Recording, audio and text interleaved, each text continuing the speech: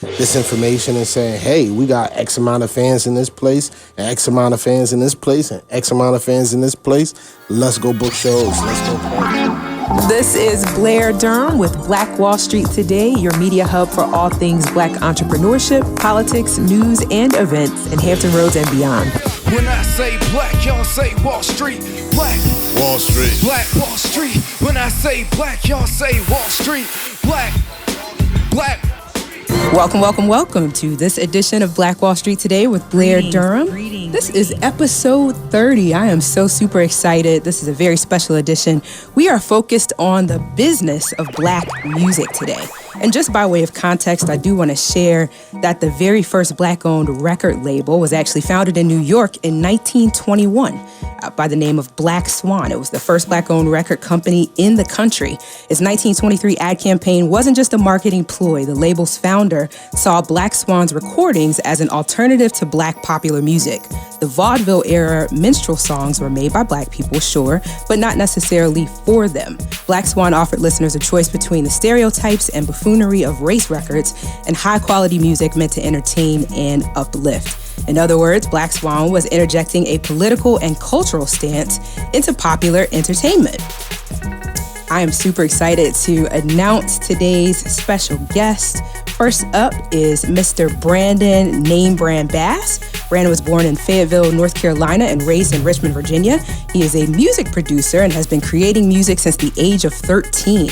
Getting his start making beats for his brother, Michael Millions, Name Brand has become one of RVA's most well-known and sought-after producers. He describes his sound as an eclectic fusion of funk, old school hip hop, and raw musical instrumentation. With influences such as Dr. Dre, Pharrell, Kanye West, Nortz, and Timberland, Name Brand brings a fresh and innovative approach to the art of music production. And also joining Name Brand is Michael Millions. Michael Bass, better known as his stage name Michael Millions, is an American rapper and songwriter from Richmond, Virginia. He's the co-founder of Purple Republic Music Group. Purple Republic is a Richmond, Virginia-based audio production company that specializes in audio recording, mixing, mastering, and songwriting. Gentlemen, welcome. Hey, thanks for having us. Thanks for having us. We invite you to join us as we have this conversation. We're going to be talking about everything from getting your music copywritten to really engaging in negotiations, touring, just how it is that you're able to protect what's yours. So I'm excited because y'all have toughed this thing out. Y'all have survived. Yeah. That's the conversation I want to have. Can you give us just some context for your music story? Like you said in the introduction, I'm from Richmond, Virginia, born in Fayetteville, North Carolina, but we lived in Richmond the longest. And Richmond is just I don't want to just say beautiful place, but it's like an artsy place. And if you're from there, you know the texture, you know the vibe of the city. But as far as music is concerned, it's not. We're not the 757. We're not the beach. We don't have a beach. We don't have a major sports team. We don't have a lot of major attractions that brought people down this way. So Richmond, I think, always got looked over. As far as music, as far as just a lot of different things. So we're kind of like the for lack of a better phrase, products of our environment musically. We're the product of artists that may have been under the radar, but are really good and represent the city and do a lot for the city and and mold its culture. So, Brandon, do you have something to add to that? I mean, I think just in regards to we kind of started our audio firm, that's what I like to call it, Purple Republic, after we were involved with the music situation. We were signed to a label called Downland Entertainment, and that entity kind of folded. So we ended up going out and starting our own engineering firm, and we started, recording our own music. Mike being our very first artist that, we kind of really, started pushing. But wow. I just think at the end of the day, it really was something that we had to take on ourselves because, you know, in Richmond, there aren't that many spots, you know, at least when we were coming up, that was really, I guess, giving us the quality music that we wanted and that we needed. So we really started, and shout out to Hampton, because, I mean, we started it here in Hampton, you know. Oh, so really? I lived right off of Magruder, and in my apartment, we started Purple Republic. So it would be my bathroom, and we would throw up these sheets to kind of dampen the sound and, you know, create the soundproof booth. And I had bought, you know, the Mac and all that. So Mike would come down on the weekends, and we would, you know, pretty much record all our music. And so it all started, you know, here in Hampton, you know, Wow. in Hampton, Virginia. So while I'm on, let me just say this real quick. Yeah, please. I'm from, well, I went to Norfolk State University, and I'm glad to be here at HU, but you know what I'm saying, I gotta give out a nice behold the green and gold, because I feel like we done infiltrated the system just now. You got to get us in trouble. My goodness. Being here in Hampton, so I had to do it one time for the Spartans. Oh, wow. It's all love. It's all love. Man, what an incredible story, though, just to hear that, you know, you kind of started under somebody else's banner and for various reasons needed to figure out how to start your own. Yeah. What is that process like? Because I know a lot of listeners know people that need to figure this same thing out. How do you create an audio firm? How do you do this? I mean, you definitely need to have the passion for it. It starts there. Sure. You need to have a passion. You need to know what it is, what you want to deliver. With us, I knew what I wanted to deliver as an artist. And through that journey, we were able to open doors to sound where people not only were appreciating our music, but they were appreciating the quality and the level and the time we were putting into making the sound, making our sound as good as it did, as good as it does. And Sure. It just became, I mean, I'm passionate about it. I know Brand's passionate about it. So it only made sense for us to like push that forward. So we began working with all of our closest friends, the Radio B's, the Nicholas F's, the Easy Leos, the Cole Hicks, and it's a slew of artists, the Joey Gallows. There's so many local Richmond artists that we started working with first.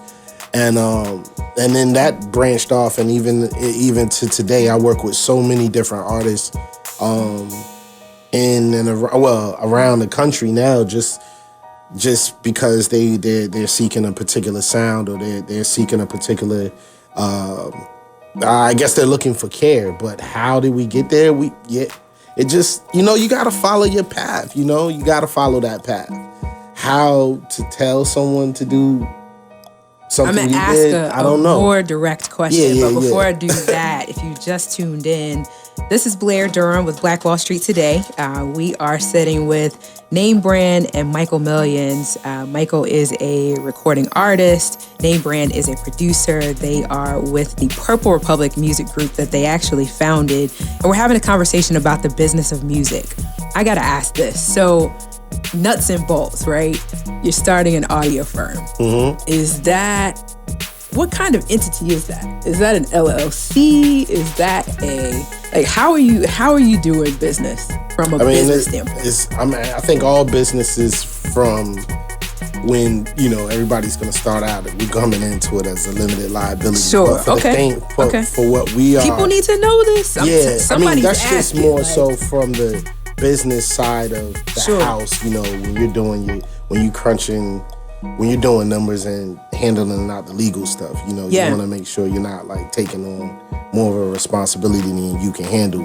But what kind of team is necessary from that vantage point? So did you have to immediately seek legal support, or what, you know, what other, I know you had your friendships, which, you know, ultimately in terms of creating the music. Well, being in the music business, it's always good to have a lawyer. I do have a lawyer that watches over pretty much my stuff, and has been watching over my stuff for a while. And That's pretty much all you need is a good lawyer in the music industry. I mean, as far as just, you need somebody to be able to read the contracts if they're presented to you. You need somebody that understands how your publishing works, how to negotiate those terms on your splits and things like that when records are pushed out or produced. What type of splits are, it gets really deep. I'm not sure if we could get that deep into it here, but as far as the team is concerned, it's just Brandon and I. We do the hands-on work. We take our time, use our ears and our skills and our expertise, and that's really what it is. It's not something I think that people could just jump into. I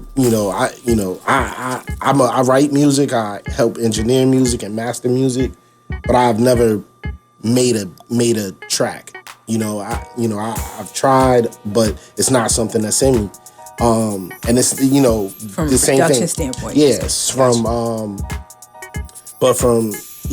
it's the same thing. Like sitting down to engineer a record from start to finish, whether you're recording.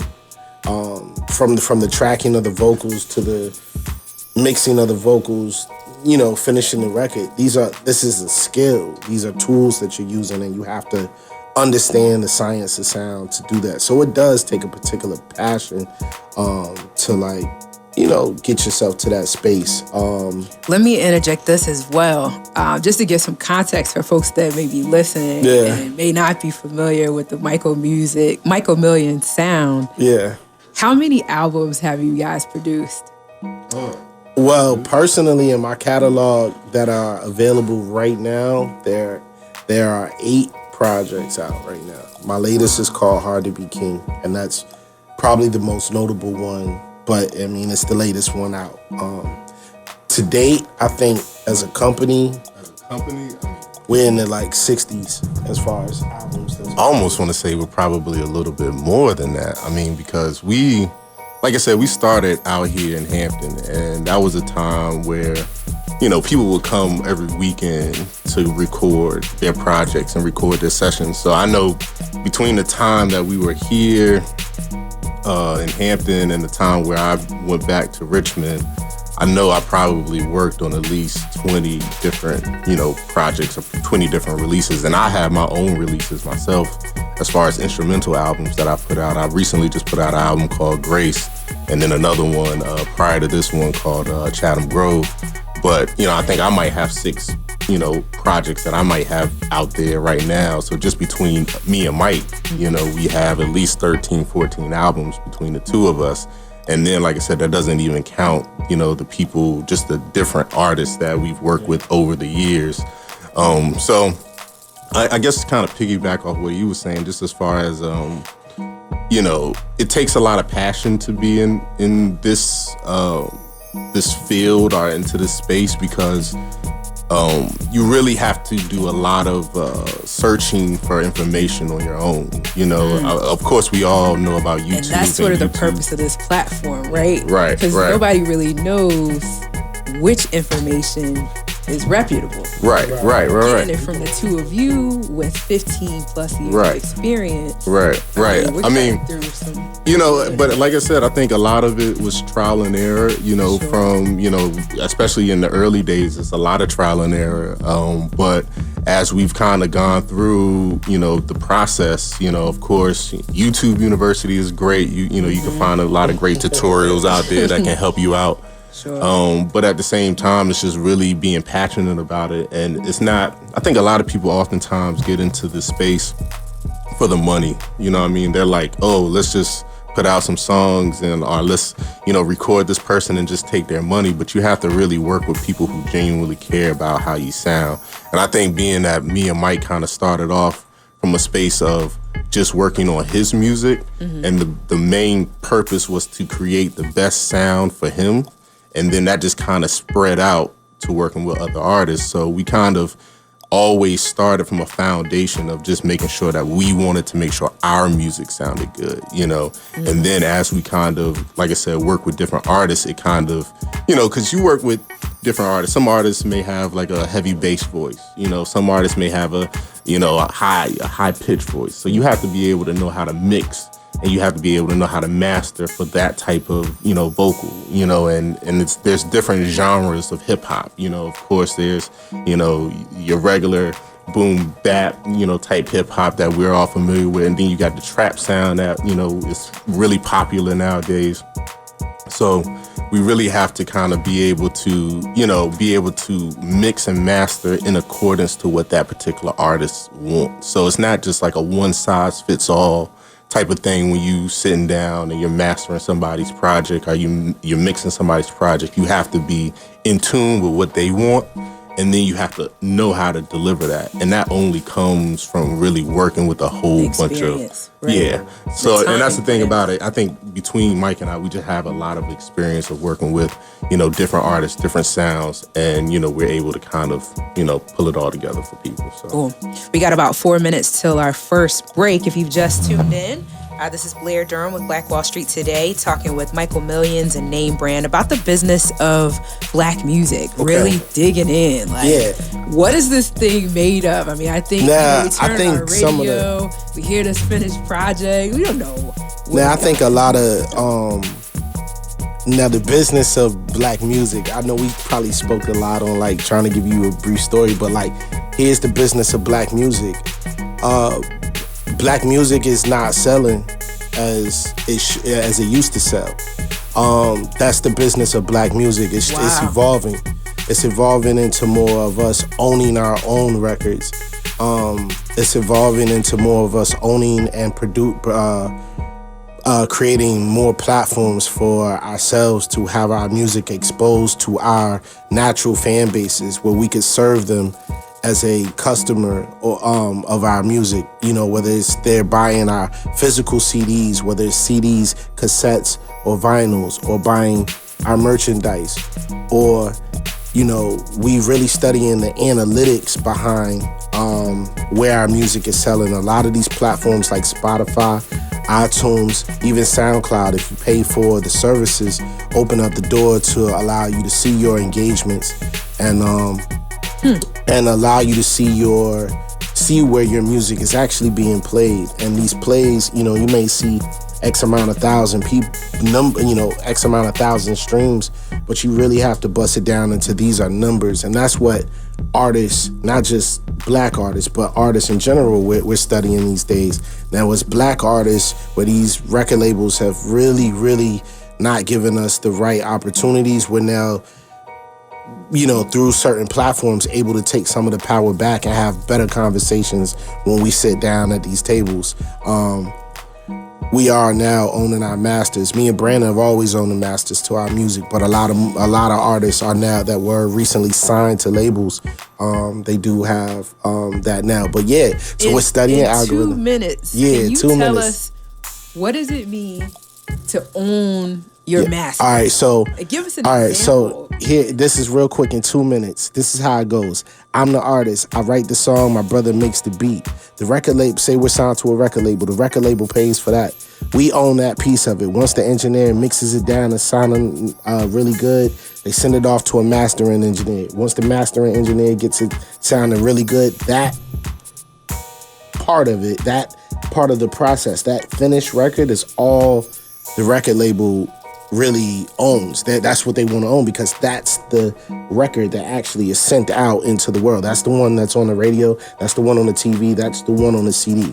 That's the portion of the album that record labels own. They physically own that piece. So you could do all the writing, all the other steps, but the final piece of it is the master.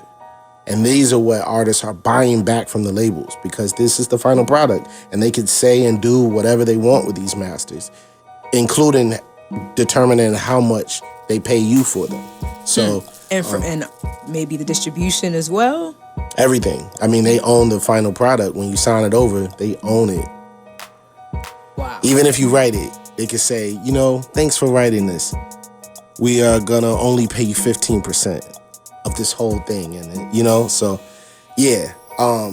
So yeah, owning masters now is probably, I think it's, you know, I think it's trending, but it's a good trend for artists to own their music 100%. Well, if there were a downside to it, what would that be? There's no downside. The only downside if you're looking at it from a record label perspective is you can't have that conversation if you don't know what you're talking about. And they might not sign you because you want your masters and you want all of your publishing, you know? You know, so it's still a business. It's a record business. They want money off of the artist. But being able to stand on your own tune as an independent and say, hey, you know, this is mine. That's good. Yeah. Man, this is fascinating. I'm getting a lot out of it. Hope Sorry, you guys are. I had to run that through that. No, this is good. Special edition of #Add This to the List, we are featuring the Carolina, Virginia Minority Supplier Development Council and its president and CEO, Ms. Dominique Simpson Milton. She obviously leads this company, and prior to assuming this role in June of 2018, Milton served as the Director of Corporate Services for the CVMS DC, overseeing an affiliate office of the council in Charleston, South Carolina. Along with her experience as a business owner, Milton also brings more than 35 years of corporate experience to the council. Welcome, Dominique. How are you? Thank you so much for having us here, Blair. Thank you so much. We also have with us Ms. Kathy Williams, who is the Business Diversity and Government Administration Manager for Ferguson.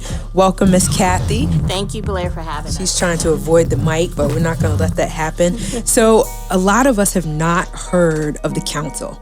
Talk to us about what the council does and what you guys have coming up. So, two things. A lot of people, like as you said, have not heard of the council, and we are a national advocacy group for minority business owners. NMSDC is our national partner, and there are 23 different councils throughout the United States. I just happen to be the president of the Carolinas, Virginia Minority Supplier Development Council. Okay. And so our sole purpose, Blair, is... Say the name of the national entity again. National Minority Supplier Development Council, Got it. NMSDC. Okay. And so our sole purpose is basically to create wealth, Blair. We take minority business owners and we help develop them and connect them with supply chain opportunities with our major corporations. Nationwide, we have over 13,000 members. Most of your major corporations are our corporate partners, and then minority business owners sign up to be members and get certified that they truly are minority business owners, and then we help connect them with those opportunities. Fantastic. Yes. Which explains why you are obviously working with Ferguson. Exactly. Okay. Ferguson is one of our corporate partners, and they are actually the sponsor, the title sponsor of our event that we have coming up here in August in Virginia, which is why I'm glad you've invited us here today. Thank you so much. Tell us about it. Yeah, August 5th and 6th, we're going to have our largest event. It's called our Business Opportunity Conference, and that is a conference where we bring together speakers, we bring together trainers for workshops, we have matchmaking opportunities for our members where they can kind of do speed dating. You know, you sit down and in one room, all the people that you want to do business with are there. You can do this on your own, but you have to make onesie-twosie appointments, right? So we bring everybody together in one room so that you can meet with the Fergusons and the Altrias and the Capital Ones of the world in that setting. So we are expecting about 350 to 400 people to join us. Again, August 5th and 6th, Ferguson is our title sponsor along with the Virginia Department of Economic Development. Okay, and where's this event going to be held? It's going to be held at Virginia Beach. The first day, we're going to have a golf tournament at the Princess Anne Golf Course, which is a private course. So it's going to be a really nice event. Then we kick off with an award ceremony where we recognize all of our corporate partners and MBEs who had outstanding accomplishments in the year. So we'll have that Monday evening, and we have a live auction. And we just hired an auctioneer, an African-American auctioneer out of this area who's going to lead the auction. And that's a scholarship program so that we can provide scholarships for our MBEs to get educational development. And then the next day we have some workshops, and I'm really excited to announce that our national president, Adrienne Trimble, will be joining us for this conference. Wonderful. And she'll be our keynote speaker for the luncheon. Okay, so we got a luncheon going on. So I got Monday. Is it Monday, Tuesday? It's Monday, Tuesday, August 5th and 6th. Monday, the golf tournament. right? It's kind of the lead-in. Exactly. And then that evening, you're doing the awards piece with the auction. Awards piece with the auction, And exactly. then Tuesday is training. Training, Yes. development, speakers. We're going to have a reverse trade show. So our MBEs, MBE stands for Minority Business Enterprise. Yes. Our MBEs will be showcasing their products and services, and then they're going to go into a matchmaking session where they'll have preset appointments to meet with those companies that they want to do business with. Wow. And your national president is coming in. Yes, and she Okay, I should make just sure I joined get us all this year. down so I can share this with everyone I know. Please do. She just joined us this year. She came from Toyota. Okay. She's been with Toyota for years and years, and so we're excited as a council to have her leadership to be able to improve and advance the work that we do. Because a lot, like as you said in the beginning, a lot of people don't know what we have to offer. And if you're a business owner and you're struggling to make it, you can't do all this on your own. There are companies out there that are available to help you, develop you, connect you, and advocate for you. And folks need to understand how to sign up for that. For membership, an MBE might pay us, let's just say $400 to become a member of our organization. Well, we turn around and offer that MBE a scholarship in the value of about $5,000 to attend University of Richmond, Tuck, to help them really pull their business plan apart and redevelop and strategize on where they need to go. That's an invaluable investment in that MBE. Let me ask you this, because I know this question is going to come up. What types of industries typically benefit the most from your membership? So I'm glad you asked the question. It really depends on where the MBE is. Kathy, we just had a conversation earlier today, and she needs construction folks. She needs people who, can do concrete, can do steel. We need construction people. You need people who understand how to navigate in the federal space. Okay. You need IT people. I mean, it spans the whole entire spectrum. So I don't want anybody to be discouraged about, I just offer paper or I offer cleaning supplies. You can get a cleaning project to clean all of Hampton University, right? You can get a cleaning project to clean all of Capital One, or you can provide all the paper products to a particular company. We have one MBE who provides all the paper products to Belks. It's like a $5 million contract. Okay, huge. And we have another MBE. I like to tell this story. We had this MBE, and he was a smaller business, and he went out on the golf course for one of our events, and he was talking to Altria, and he didn't think he'd get anything out of it because Altria is a cigarette manufacturing company, and he produces small plastic parts. So he was telling the gentleman what he does, and the guy says, "Well, I want to take a look at your company." Within 2 weeks, he had an order for 30,000 plastic parts to go into one of their machines. Now, he's a tier 1 supplier to BMW, providing parts for them. So you never know where you can end up if you are very intentional about making those connections and following up and making sure that you present your company from a value perspective. Because Kathy here, when you call her up, she doesn't want to necessarily hear that you're an MBE. She wants to hear what value you bring to the table. And once you can bring that value and meet her supplier needs, then you can grow within her company. Love it. As usual, taking copious notes. Super excited. So does the local council have a chapter that meets here regularly? Excellent question. Yes, we do. So we have ring meetings. It's called a Regional Industry Needs Group. Okay. And those meetings are held every other month. Sometimes they're held over the phone. Sometimes they're held face-to-face. But, if you contact us through cvmsdc.org, we can put you in contact with Kathy. And Kathy is on the leadership team for this ring. And you can attend those meetings. We also hold... Those are membership meetings, or are those open to the general public? They are open. So we have... once a month, we'll have a pre and a post session. And that pre-session introduces potential new customers to our programs and services. And they can come to those meetings, learn about the council. And then once they learn about the council and they start to become members, they can join the ring meeting. Or they can come to the ring meeting just as informational to find out, is this something that I want to do? And so we can allow them that information. Great. I'm very excited about the conference. Can we also get tickets at cvmsdc.org? You absolutely can. You can register there. We are looking for volunteers to help us out. And if you volunteer, you can come for free. Still seeking volunteers. Mm-hmm. Anything else? Are you still looking for, sounds like you've got your sponsorship covered. Are you still looking for MBs that might want to vend? during the reverse. So we don't have any trade vendors show, there. So our folks in the reverse trade show are already our members. They're members. Okay. But we're always looking for sponsors to help us in this Sure. endeavor. Okay, so still seeking sponsorships. What else do you want to tell us about it? So, I like to frame it up because some people still don't get it. They don't really understand what we do. Oh my goodness. Gosh. So I like to say, that maybe break down, how it is that a company like Ferguson has a supplier diversity sort of department, and then how it Kathy, you want to answer that? Yeah.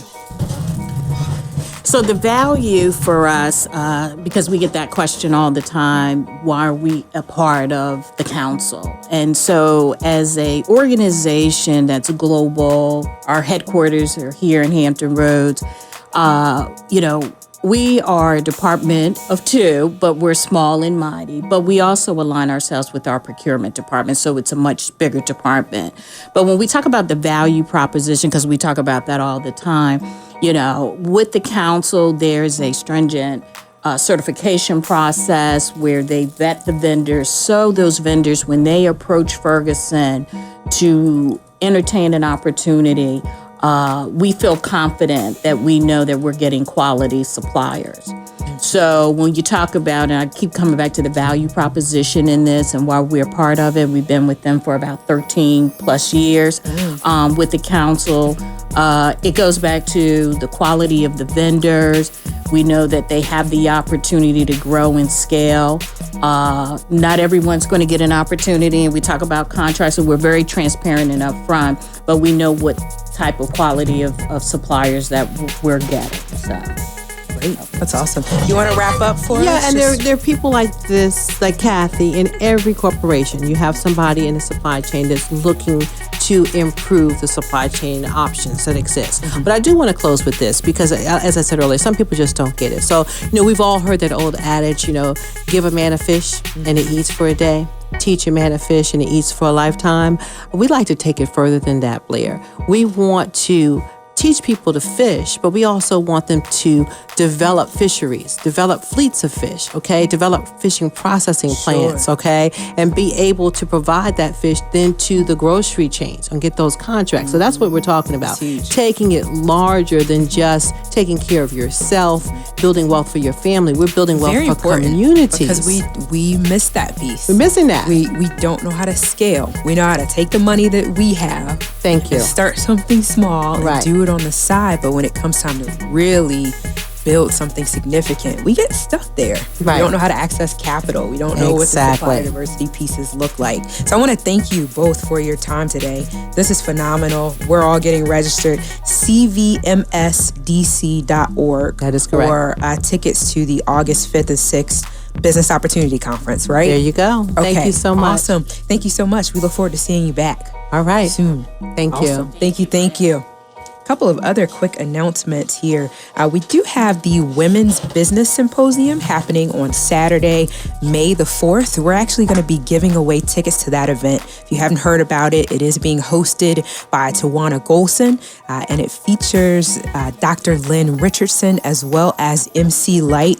It is a full day of training. I talked to the host just this morning, and wow, unbelievable panel sessions for emerging business owners, existing business owners, to be able to glean what's necessary to move their businesses forward. So I know that one panel features sort of your climb team, right? So everybody that you need in terms of accounting, in terms of legal, in terms of insurance.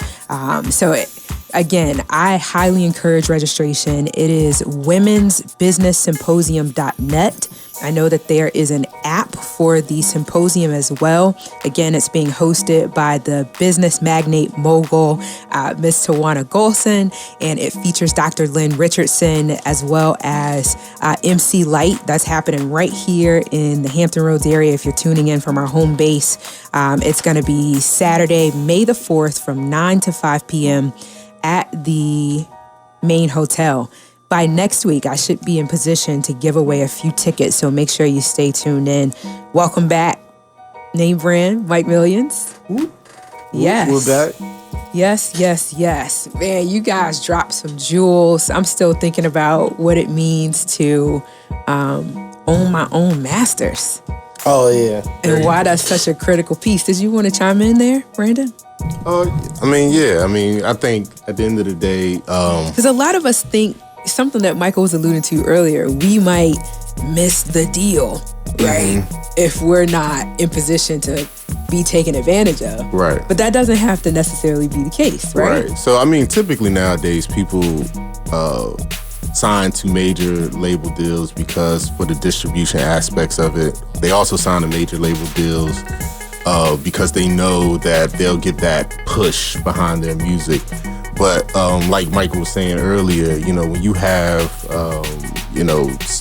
applications like SoundCloud, you have applications like Apple Music and DistroKid and TuneCore, all these different other sites that you can get your music up on, and you can pretty much handle the distribution yourself. Like I said, it's a lot more legwork that comes in when you're being an independent artist out here.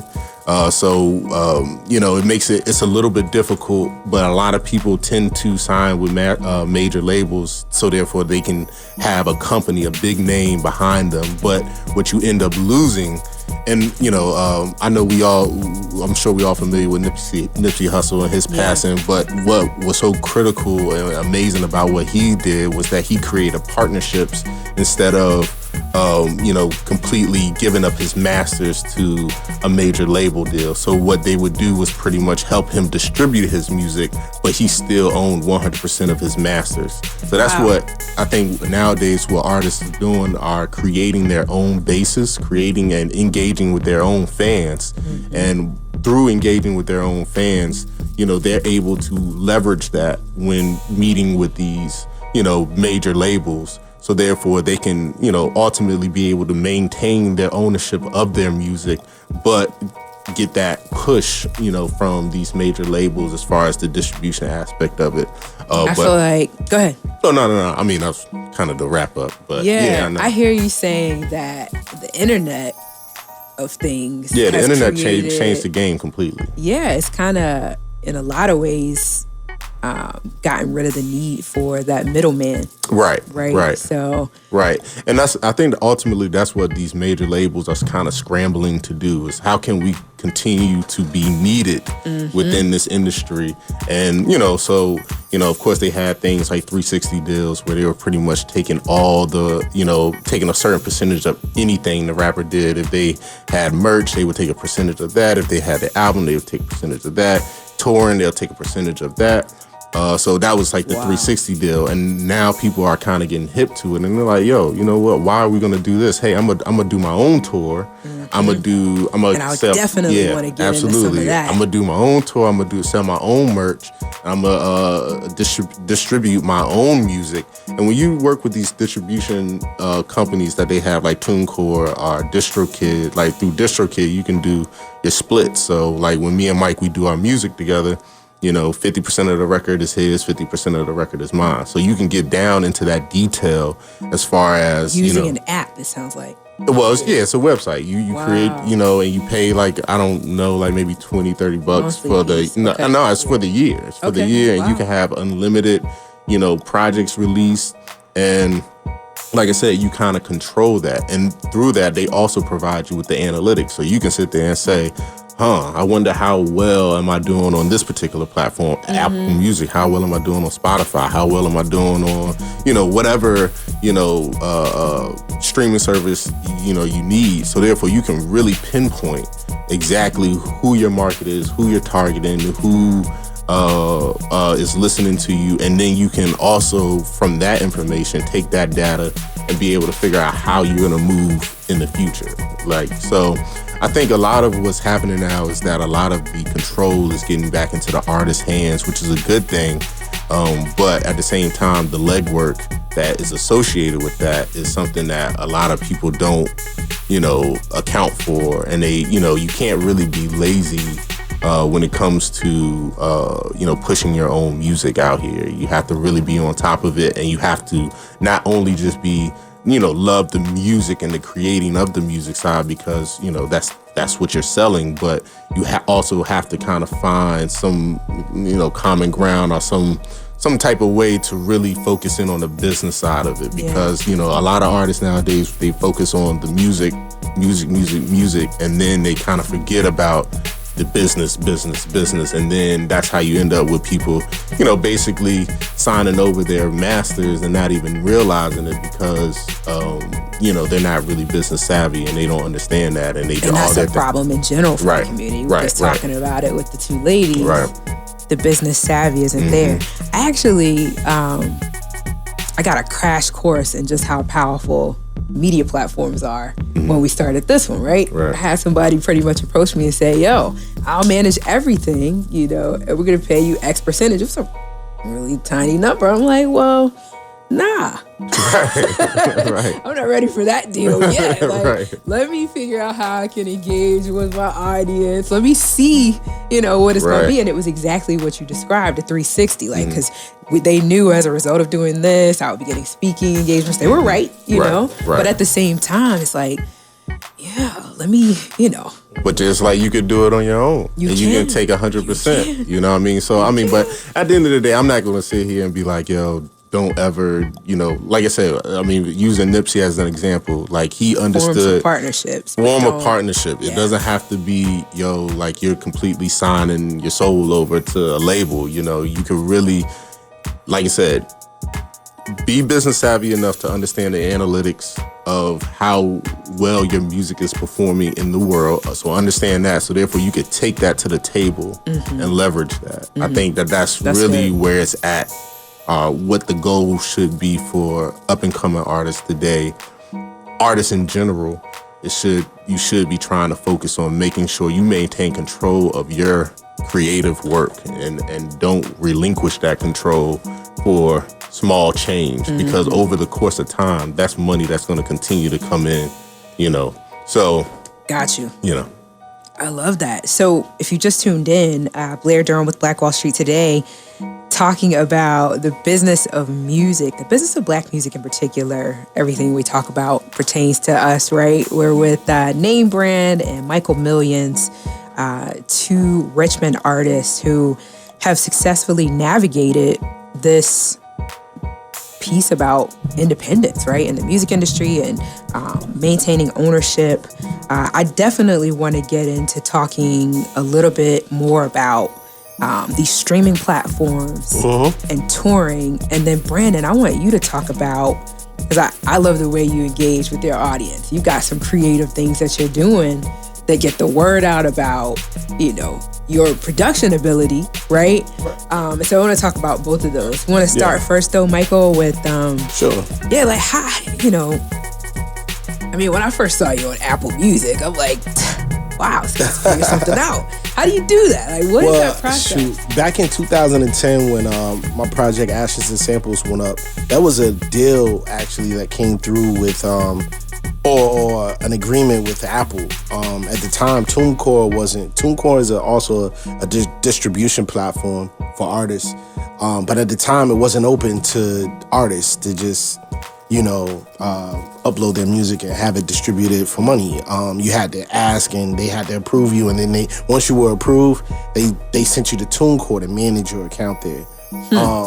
So yeah, at that time, streaming wasn't even buying digital music, that was like at the beginning of like, oh, we're gonna start buying music again.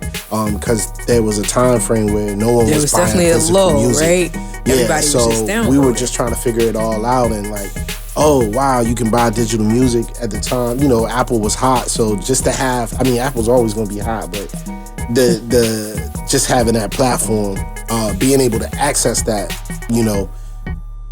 exposed me to a lot of different people in different ways. They just thought that piece of it was cool. Now everyone can do it, but that's...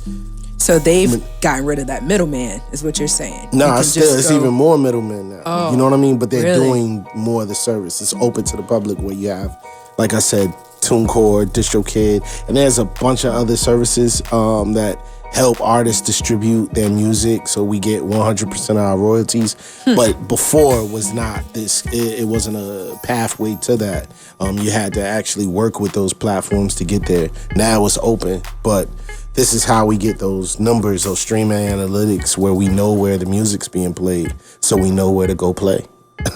So that's how you figure out. That's the connection. That's with the connection with touring. Go ahead right into that. We got a minute, but All right, give us that. yeah, we're so- gonna have a break. We're gonna come back. And we're gonna have like 4 more minutes. That's cool. Yeah. So I think with artists, independent artists of today, we're studying where we're playing. If we know we got X amount of fans in New York, well, we gonna book a venue and we're gonna play that show. You know, say you got 1,000 fans in New York, go book a venue for like 300 cap, you know, and fill it up. Take some photos. It looks cool, you know. If you got 1,000 fans in Atlanta, go book a room for 400 people. You know, put 400 people in there. And I say this, you know, to put this in scale. There's certain artists that tour all the time. And imagine this. Most hip hop venues are only holding between 1,000. I mean, we'll say between 500 and 1,000 people. If you have I'm sorry, I think she has to cut the break. We'll get back into it.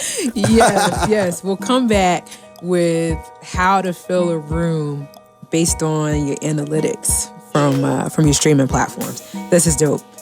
If there was ever a time I was disappointed, it is right now. We got like 4 minutes with Mike Millions and Name Brand. Had a fascinating conversation over the break about what it means to know who your audience is. Give us a second. And we were, you know, trying to tie that back into touring and understanding the business side of things. Mainly, you know, and this is for any artists out there that's listening right now, the number one thing you need to know is to learn where your people are, where people are listening to your music. If you realize that you have 500 fans in the city of Atlanta, book yourself a venue that holds maybe 200 people and fill it up, you know. And with the math on that, you'll have to play Atlanta twice to, you know, see all of your fans. So that's what a lot of artists are doing now. We're compiling this information and saying, hey, we got X amount of fans in this place, and X amount of fans in this place, and X amount of fans in this place.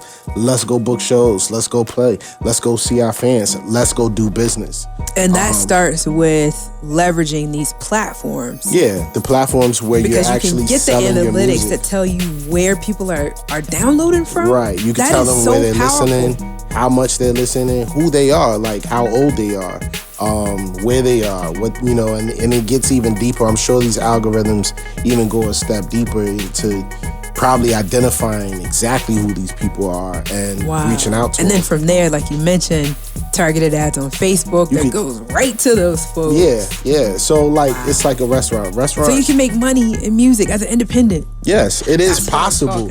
talking The one thing I think we haven't just, you know, spoke on is just, you know, make sure your music's good. Make sure your music's good first. We And got all this 1 minute, and I want Brandon to close on. Talk about what you do on Saturdays. Yeah. How you engage these artists with your beats. Yeah, so every Saturday morning, follow me, namebrand_music, but every Saturday morning, I post a video of me working on a beat that I made that Saturday morning, and I just think it's one of those type of things that I like to do in order to kind of engage with my followers, you know, let them know that I'm still out here, you know, working, and then it also works for me in the sense of when people want to, you know, purchase a beat from me, all they have to do is kind of go through my Saturday mornings just to see if I have their style, you know, of music that they may want, and then they kind of can go through there. And I, you know, You do oftentimes contests too. Yeah, I do contests, you know, with artists. As far as, you know, I might do what do I call it? The lyrical fitness test. Which is dope. I do my Saturday morning beat, and that particular beat will be the beat that I'll use for the lyrical fitness test. And then I'll just have artists who, you know, want to take on a challenge and you know, they write their verse, they post it on their page, I repost it on mine. And, you know, it's just a good way to kind of bring the community together, the hip hop community. So organic, so creative. Yeah, creative. It's just a way, you know, like I said, to touch and rap, you know, connect with people, connect with my people. You know, that's how. This You know, is beautiful. so- Yeah, I'm seeing a part 2 soon. Yes, for sure. Later in the second quarter, early in the third quarter. I hope you guys will For come sure. back Yeah, and share more of these jewels. This is great. Definitely. I'm so excited for y'all. Stay with us online at Black Wall Street Today on Facebook and Black Wall Street Today on Instagram. And then follow us on Twitter as well at BWS Today. We look forward to talking again next week. Have a wonderful week. I have said and I will continue to say that the most important priority for the Black community is the Black community, not a particular political party.